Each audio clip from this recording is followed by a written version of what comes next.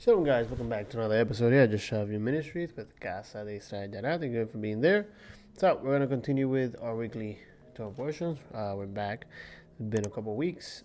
We've been through Passover, unleavened bread, and now we're counting the days to Shavuot, 50 days or 7 weeks in which we prepare to bring those first fruits of the wheat harvest. And so in the spirit of that and the ability to continue to grow spiritually and morally in every aspect as we can, we continue with the book of Vayikra or Leviticus. And this week is an important one. It might be a little short, we'll see. But today we talk about Torah portion ACHAREI, okay? And so we're going to highlight the elements of holiness that are basically the transition that we manifest from the purity aspect of this when it comes to what we eat, how do we keep ourselves pure, right, and clean in the presence of God, and not only that, but how now, as we keep ourselves pure and clean in the presence of God, we manifest His holiness amongst not only the people, right, in the community, but also to the world, right? Because you are called to be that image. All right, so let's go to the PowerPoint. It's a Leviticus for Torah portion Achrei, Leviticus 16 verse 1 through Leviticus 18 verse 30. The Haftarah, the prophet's portion, is Amos chapter 9 verses 7 through 15, and also you have Ezekiel chapter 22 verse 1 through 16. And the Brit Hadashah New Testament portion is 1 Corinthians chapter 6 verses 9 through 20. Okay, so the Torah portion for this week is called Achrei. This portion transitions from the preceding readings regarding ritual purity, the Torah, to recall the tragic incident of Nadab and Abihu. Okay, these are the sons of Aaron who were killed when they offered strange fire upon the altar of incense during the dedication of the tabernacle. Okay, in Leviticus 10, verse 1 and 2. Now, this is very important because this has been one of the most pivotal moments in what we have been learning, right, from chapters 1 through 11. We were learning how to draw near God, right? That's what the offerings help us do: get closer to the deity, express our desire to get close to God. And so in that process, we learned how we were going to build the tabernacle, and we also learned how we were going to dedicate the tabernacle and who were going to be the ones that were going to be dedicated to draw us near God, which were the Levitical priesthood, and how they were going to dedicate themselves to be apt to represent us. Okay, so there was a whole process, detailed instructions that God was given to us, the people and the priests, so that we can, as a community, manifest God's image, right? Because that's the key, right? How do we go back to what we were in Genesis, where God in creation, everything was good, and man was also good in the creation, being God's image. And so the purpose of the book of Leviticus is to slowly, step by step, introduce to us how we're going to go back to that, right? That main design. And so God is giving us detailed instructions, okay? And so God speaks to us through these scriptures. And in the story of Nadab and Abihu, there was a moment from instruction and obedience where Nadab and Abihu inserted an action that was not commanded, or an act that was not desired by the deity, and there was consequences. Okay, and so that's very important for us to learn, because in the realm of what we're trying to manifest, that we're trying to live, which is a life with God, a life of obedience, a life of of love and holiness, we have to know that this life of holiness that we're trying to live out is not something that we can dictate, right? The standards of holiness that we manifest are not the ones that we establish, but the ones that our deity establishes, right? And so that's something that we are trying to reconstruct in our minds, because we believe in the Bible. And so if we believe in the Bible, we believe in the God of the Bible. And so, like I told you last time, as believers in Jesus or Yeshua, we have to renovate how we see belief and how we apply and manifest that belief. And so there is the one that manifests the individual belief, and then there's the one that manifests the communion belief. But the question is, what do we believe? Do we believe in ourselves and in our own strength, or do we believe in the deity? Because if we believe in the deity, then we're going to not only listen to the deity, but we're going to obey the deity. Okay? So, Nadab and Abihu go from listening to the deity and obeying the deity to now disobeying the deity. How? Because they brought fire that was not commanded. Okay? So, it was not commanded. So now you went from a clean and holy image, right, as the priest, to an opposition to God in your disobedience. Okay, so we're going to learn of two elements: blood and God's expectations of us as his people. So, and remember, this portion introduces to us Yom Kippur, right? The Day of Atonement, right? We're not gonna read the steps to the Day of Atonement. We have had other videos where we talked about Yom Kippur, and there's a lot that we still need to learn about it. But for today, we're not gonna talk about Yom Kippur itself and the ritual process and the step-by-step elements that God has given not only Aaron but also us, so we know, right? Today we're gonna focus on two specific things, short and sweet, but profound to identify with Nadab and Abihu, in the sense of, are we going to continue to bring strange fire to God, or are we going to make sure that we follow God's word and are pure and holy in his presence? Okay, so let's read.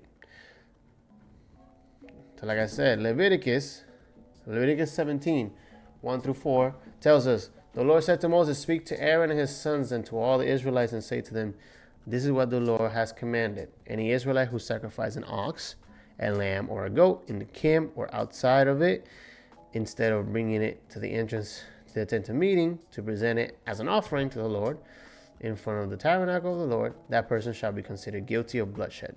They have shed blood and must be cut off from their people. Now, why is this? Because remember, the people of Israel are learning to rededicate everything to God, right? So these animals that they are bringing up in the community, in the camp, now the responsibility of the people is to recognize that the animal and the life of the animal and the life of the person that is responsible for the animal are all dedicated to God, right? You're not the authority over how the blood will be shed and where the blood will be shed, because the blood is not yours, right? You don't give life, at least to the animal and yourself, really, right? So it's a whole different mindset, because now God says any animal that you're going to dedicate or offer has to go through the tabernacle. That process of dedication has to be through the tabernacle, and that blood has to be brought to the tabernacle, because that blood is God's, right? Because God is the one that is the author of life. 17 verse 10 to 12 says, and I will set my face against any Israelite or any foreigner residing amongst them who eats blood, and will cut them off from the people. For life of a creature is in the blood, and I have given it to you to make atonement for yourselves on the altar. It is the blood that makes atonement for one's life. Therefore I say to the Israelites, none of you may eat blood, nor may any foreigner residing among you eat blood. And so, again, why are we highlighting this? One, because if you read chapter 6 15, right, when it starts detailing the Day of Atonement, there's elements of blood, right? There's not an excessive amount of blood, right? Because there's specific sprinkles that are in the steps of the Day of Atonement for the priest and the high priest. But the blood is important in the ritual process, right? Does that change the heart? No.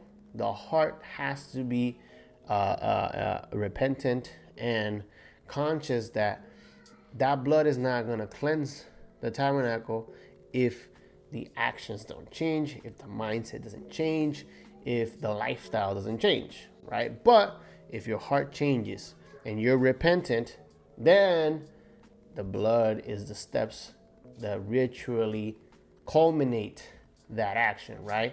You repent, you change, now there has to be atonement, okay? And so the highlight of what the blood represents and how it's going to be dealt with is very important, because it's going to tell you the importance of the blood in every process that we have seen, whether it be for the burnt offerings or the peace offerings, the meal offerings, or even the sins offerings, and obviously in the Day of Atonement for the sins of the community, okay? So the blood is not ours. We have no authority over the blood. The blood represents the life of the animal and the life that you're presenting in atonement for your your sin in your life, okay?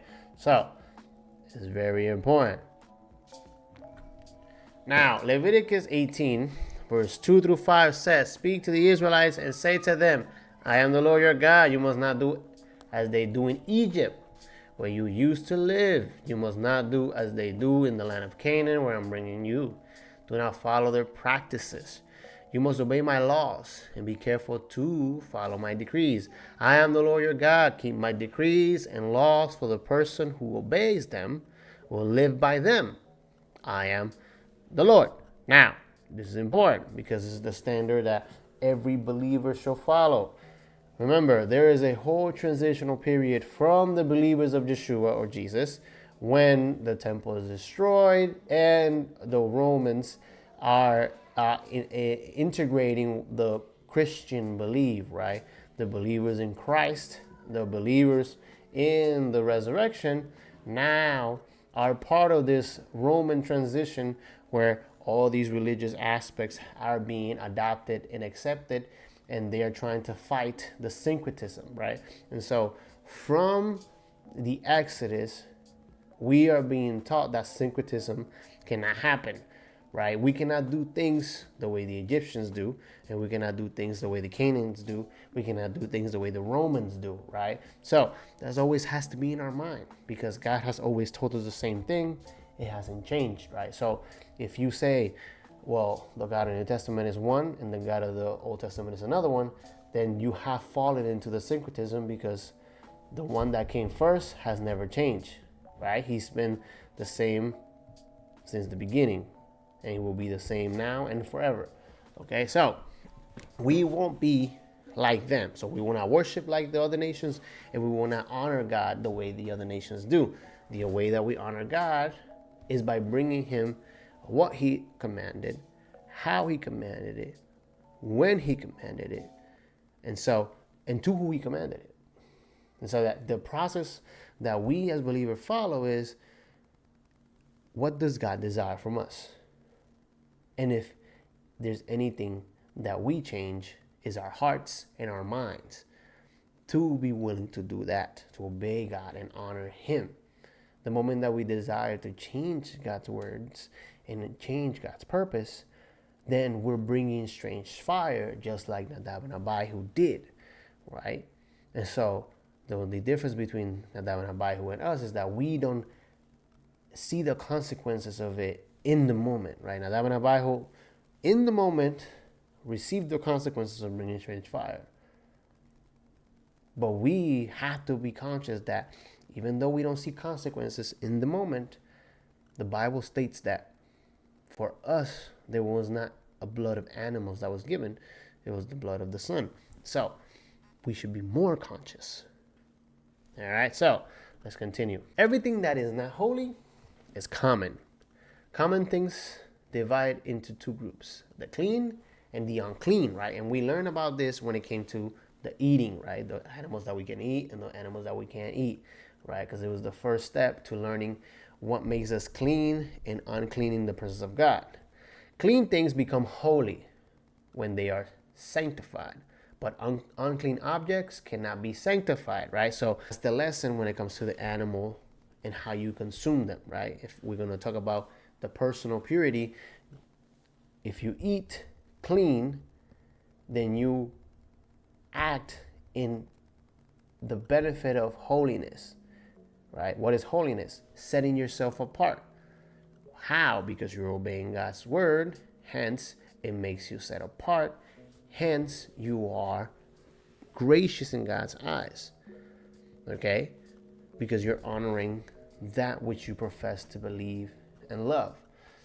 The moment that you eat unclean, then you become common, hence opposition to God, okay? And you are not sanctified, right? You're not set apart. So we are trying to be set apart, right? We're learning to be holy people, right? We cannot be holy in our own merit and in our own definition. We have to be holy according to the deity that we serve, okay? And the deity in the Bible has stipulations. So let's continue. Clean things can be made unclean if they are polluted. Finally, holy items may be defiled and become common, even polluted, and therefore unclean. So sanctification can elevate the clean into the holy, while pollution degrades the clean into the unclean. The unclean and the holy are two states which must never come into contact with each other.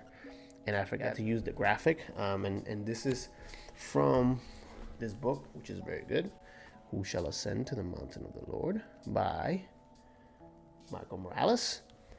And it's very simple. We as humans can become clean, and in the process of cleansing ourselves in our purity, we can become holy through our morality. Meaning, we cleanse ourselves, we eat clean, we stay clean and pure, and then how we carry ourselves in our worship and our treatment of others, right? That's what chapter 17 and chapter 18 start to talk about when it comes to how you're going to manage yourself morally and in a way sexually, when it comes to who are you going to be with and who you're not going to be with, and how you're not going to carry yourself, and how you're not going to worship a God, right? So the purity when it comes to how you eat and how you carry yourself are very important in these two transitions. Now, why do I highlight the eating more than anything? Because we can't do a lot of the other stuff, because the other stuff require the temple, right? The mikveh, the offerings that you have to bring in the process of purification. There's stuff that you really can't do today, right? But eating clean is something that you can do, because it's part of the commands, right? You don't need to go to the temple to eat clean, right? You eat clean. But how you carry yourself morally is very important, because it was going to portray the God that you serve. Okay?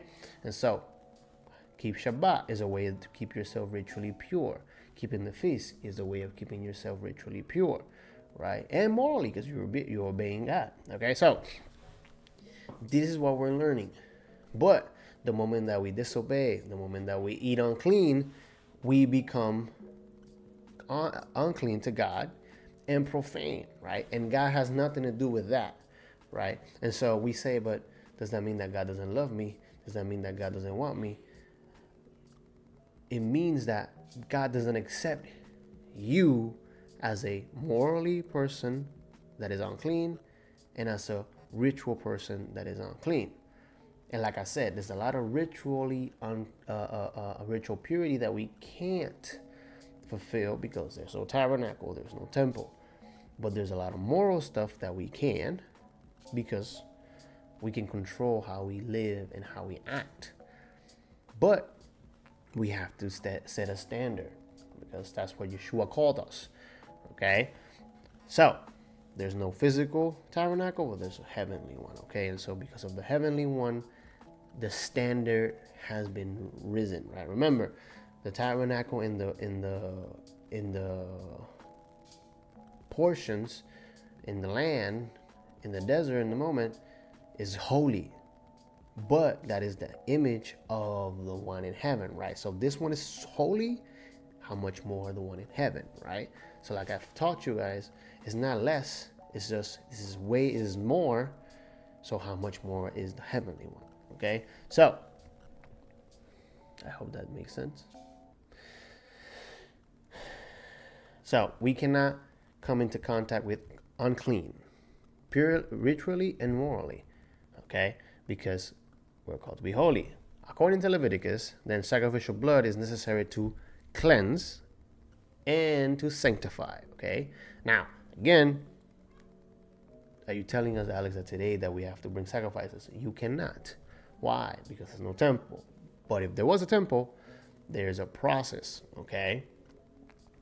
And in the tabernacle, there was a process that the people had. They had the ability to be cleansed. They had the ability to be forgiven. They had the ability to do all these things, to dedicate themselves to God. All right? So, sacrifice can undo the effects of sin and human infirmity, right? So this is very important, because before we had that in the tabernacle. Sin and disease led to profanation of the holy and pollution of the clean. Sacrifice can reverse this process, okay? So this is part of what we've been learning in Leviticus. So we have the ability to reverse our condition based on our change in moral attitude, and through the sacrificial process, ritual purity, okay? So fundamentally, tahor, clean or pure, is the basic requirement for being in the divine presence, as manifested even by the ark in the Holy of Holies, which had been overlaid with pure tahor, right? Gold. Exodus 25 verse 11. Thus, to be clean means to be fit for the presence of God, while to be holy means that one belongs to God. Something that is holy must remain exclusively in God's realm, sacred space, living for His will alone, or else be destroyed so as to prevent common or profane usage, right? So this is very important, because if you are pure and holy, you have to maintain yourself pure and holy in the sacred space that God establishes, which is creation, right? So creation is God's. So He calls for us to be pure and holy in creation. And how do we maintain ourselves that way? By obeying His commands, because that's the standard that He established, not man, right? We say the Torah of Moses, but it's not Moses' Torah, it's God's Torah that He gave to Moses. So it was from God, okay? And so we have to prevent ourselves from our moral impurity and learn what is ritual impurity, because we have to prevent that also. We have to learn, what does God require from me morally and spiritually, because those are the standards that He has given to us to follow, right? And if we are the ones defining that, then just like that Nadab and Abihu, we're bringing strange fire, okay? So we have to avoid that. Since major impurities not only pollute but endanger atonement, is appropriate, as the unclean person needs not only to be cleansed but also to be ransomed from the realm of death while contracting uncleanliness, was a movement from life towards death. Purification rituals were understood as a movement from death towards life, typically involving symbols of life, which was blood and water. Because now we're learning the mindset of those times. Remember, there was always a play between the netherworld and the afterlife and chaos and order, right? There was a lot of that in Egypt. There was a lot of that in Mesopotamia. There was a lot of that in Canaan. So God is teaching to us that through his commands and his instructions, mostly, we learn how to go from chaos, which can be death in his eyes, to purity, order, and life in his eyes. Because remember, the way you see life is not the way that God sees life, because your standard and your measure of life is completely different than what God established, because he's the creator, right? So through the tabernacle, God is teaching us what is gonna define chaos, which is uncleanliness, ritually and morally, and what is death, ritually and morally, and how we can turn away from that and manifest purity, order, and life. Okay? So, that is what we're learning in the tabernacle. Does it seem that way? No, because we don't understand. But the more we read, the more we study, we do. So, inasmuch as obedience to Torah of Yahweh, the Torah of Yahweh, was itself a path of life, the calling to distinguish between life and death flowed out of it into Israel's covenant, right? So when we go to Deuteronomy, it says, "See, I set before you today life and prosperity, death and destruction. For I command you today to love the Lord your God, to walk in obedience to him, and to keep his commands, his decrees, and laws. Then you will live and increase, and the Lord your God will bless you in the land you are entering to possess. But if your heart turns away and you're not obedient, and if you are drawn away to bow down to other gods and worship them, I declare to you this day that you will certainly be destroyed. You will not live long in the land you are crossing the Jordan to enter and possess. This day I call the heavens and the earth as witnesses against you, that you and your children may live, and that you may love the Lord your God. Listen to his voice and hold fast to him, for the Lord is your life. He will give you many years in the land he swore to give to your fathers, Abraham, Isaac, and Jacob." And so, recognizing the Lord is your life, and he will give you many years, right, is what should be driving your desire to obey, right? Because you are recognizing his salvation and his grace, right? You didn't earn it, right? It's not like you're doing these things to earn salvation and grace, because you're saved, right? If you believe that Yeshua was raised, Jesus was raised from the dead by his Father, then you will be saved. Okay, now that you're saved, do you love God? Do you love the Son of God? Because he says, if you love me, you keep my commandments. Our manifestation of love not only purifies us, but makes us holy. Let's continue. This is from the book that I showed you, Who Shall Ascend? And so the depiction of the tabernacle is a microcosm of what we experienced in the Garden of Eden, but we're trying to go back, right? So in the garden, there was a tree, right? Tree of life, the tree of knowledge of good and evil. It's believed that it was on a mountain because the rivers flow from the place, right? The Euphrates, the Hiddekel, the Gihon, the Pison, right?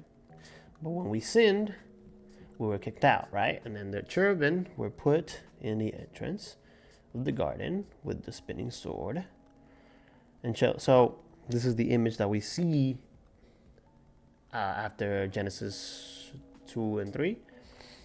But now we're learning how to go back, right? And we see the imagery, right? You see the cherubim here, same one that are depicted in the curtains. We see the menorah, the holy place. There's more cherubims in this curtain, and then there's more cherubims in the ark, right? So there's a process in which we are enacting our slow and gradual return to God's presence in the tabernacle. But we need his instructions. God's instructions are what's going to guide our steps back to his presence. 1 Thessalonians chapter 4, verse 1 to 7 says, As for other matters, brothers and sisters, we instruct you how to live in order to please God, as in fact you're living. Now we ask you and urge you in the Lord Jesus, Yeshua, to do these more and more. For you know what instructions we gave you by the authority of the Lord Yeshua, Jesus. It is God's will that you should be sanctified, okay? That you should avoid sexual immorality, that each of you should learn to control your own body in a way that is holy and honorable, not in passionate lusts like the pagans who do not know God, and that in these matters no one shall wrong or take advantage of a brother or a sister. The Lord will punish all those who commit such sins, as we told you and warned you before. For God did not call us to be impure, but to live a holy life. And you will say, Alex, what does this have to do with the portion? Well, remember, if you read chapter 18, it talks about specific relationships, whether it be how you're going to live in a moral life, right? Or in worship. And the things that he designs and instructs us to do and not to do are so that we can morally distinguish ourselves from the other nations, and how not only they carry themselves morally, but also how they worship their deities ritually. And so we have a higher calling, and it doesn't change, right? It doesn't change in Exodus all the way into the New Testament, right? Because the standard of holiness and purity, ritually and morally, is the same in Exodus as it is in 1 Thessalonians or in 1 Corinthians, right? Because the address that Paul is making has to do with what we're called to be in the Torah, in the instructions that God gave. Because remember, the foundation of the New Testament is the Torah. Their faith is based on the God of the Old Testament, because the New Testament was not written, it was being lived. And so the wisdom that they're using is not from what we're reading in the New Testament, but from what they read in Exodus, Leviticus, Numbers, from the prophets, even some of their wisdom books. So we have to understand that the standard of holiness and purity will forever be the same. And we have the choice. Are we going to represent the one that called us from impurity to holiness and honor him based on what he commanded and established, not to gain favor or not to gain salvation, because we have it, because we have faith in him, that he rose his son from the dead, and that now he's sitting at the right hand. So we're saved. We believe. But how do we manifest our belief? Because if we manifest our belief according to what we establish or the way that we see fit or the standards that we interpret, then we're no different than Nadab and Abihu when they brought strange fire. Because they were not trying to sin. They were just bringing something that was not commanded. And that cost them their life. And they were saved. They were part of the people. They were the ones that bore the image of God in front of the people. And so that calling that they received in the tabernacle is the same calling that Yeshua is asking of us in the nations. Go, bear my image, be the body of Messiah, give the good news, love me and keep my commandments, stay holy and pure, not the way the Pharisees established, not the way man dictates, the way my Father in heaven dictated. Because if you have him the way I have him in me, then we will all be in him. There's a high standard that we're called to uphold. We can run away from the responsibility, or we can embrace it. Because God says, if you embrace me, if you cling to me, I am life. If you cling to your own understanding, you will eventually perish. So, that's all I got for this week. I hope it makes sense. Hope you learned something new. If you didn't, if you reviewed, if you're confused, I'm sorry. You can always put it in the comment section down below. Like and subscribe. Let's keep counting our days towards Shavuot, Pentecost. Shavuot means weeks. Pentecost means 50. But we're all counting the same thing. The way back to God's presence. So, have a great week. Shavuot Tov and Shabbat Shalom. Thank you.